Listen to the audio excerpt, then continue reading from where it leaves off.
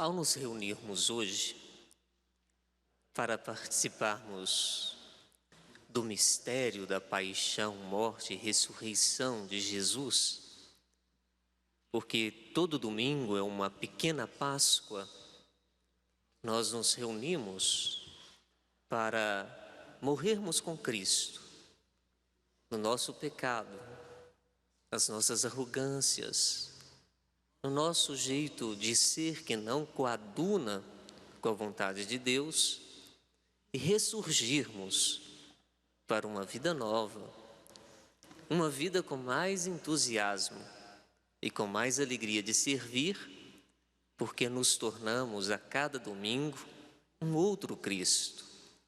Essa caminhada dominical, ela é importante para todos nós, porque da Eucaristia, da mesa da palavra e da mesa do pão, que nós somos fortificados para vencermos a semana e ali termos a presença de Deus em nós. Pensando hoje sobre este domingo comum, pensei sobre como nós levamos a nossa vida. E nós temos que fazer uma reflexão a forma como conduzimos a nossa história.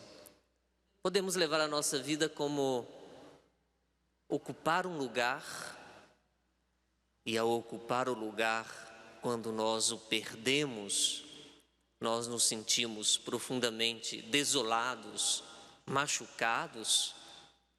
Podemos pensar que a vida é uma tarefa a ser cumprida e ser realizada, aí nós nos cansamos, mas podemos ver a vida como um chamado e como uma missão.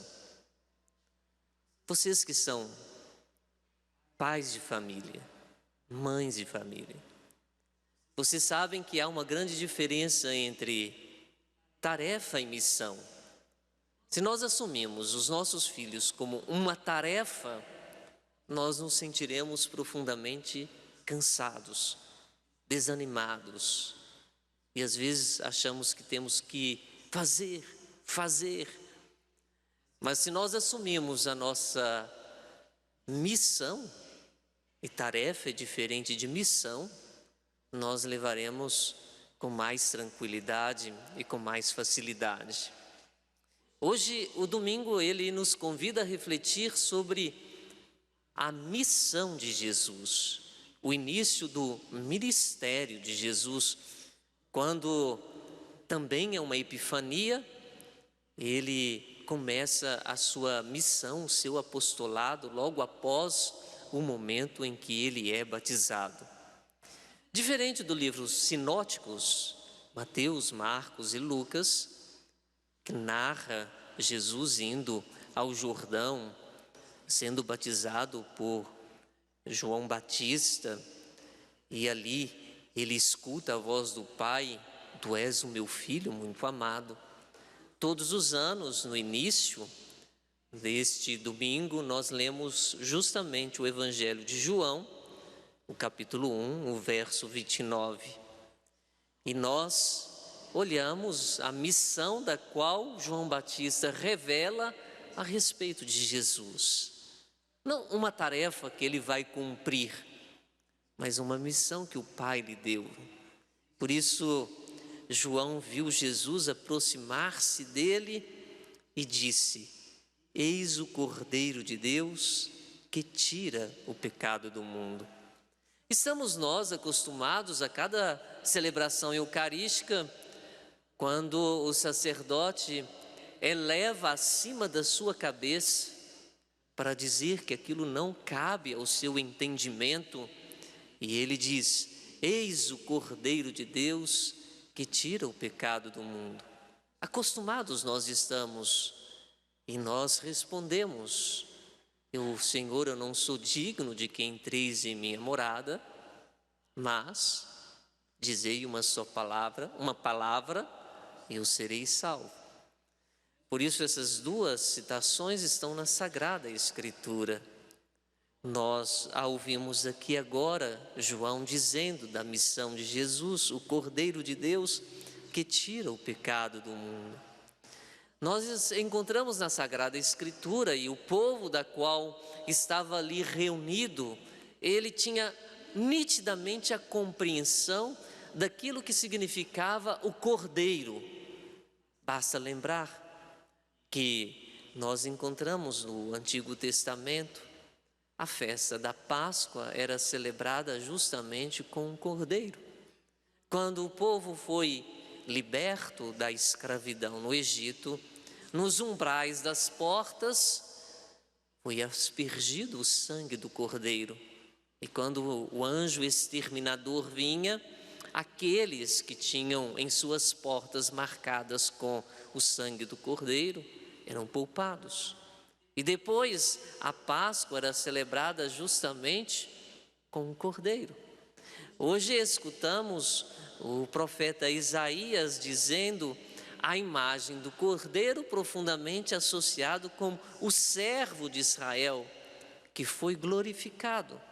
Por isso nós temos a nítida clareza de que Jesus é o Cordeiro.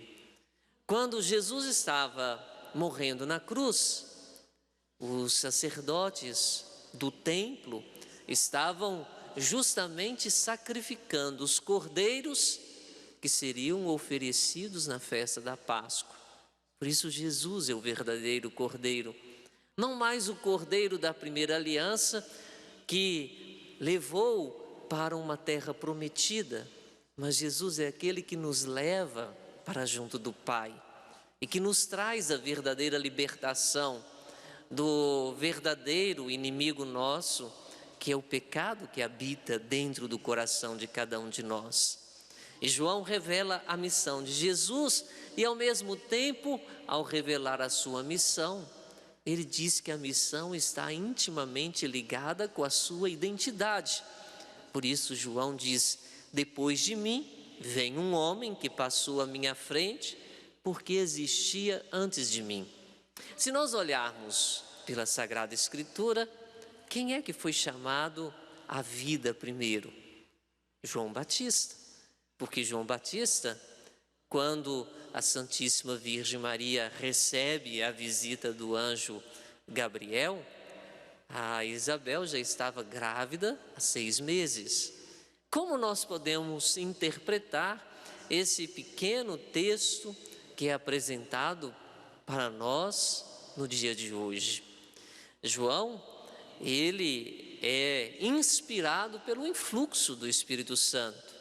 E quando ele fala aqui nesse momento, é movido pela presença do Espírito de Deus, porque ele já tinha a noção da preexistência de Jesus muito antes da fundação do mundo. Porque nós nunca podemos esquecer a identidade de Jesus. Se falamos da missão, nós também temos que saber sobre a identidade de Jesus, a pré-existência de Jesus. Jesus sendo a segunda pessoa eterna do Verbo, não houve um tempo que passou a existir. Jesus é Deus, por isso entre ele e o Pai há uma eterna geração.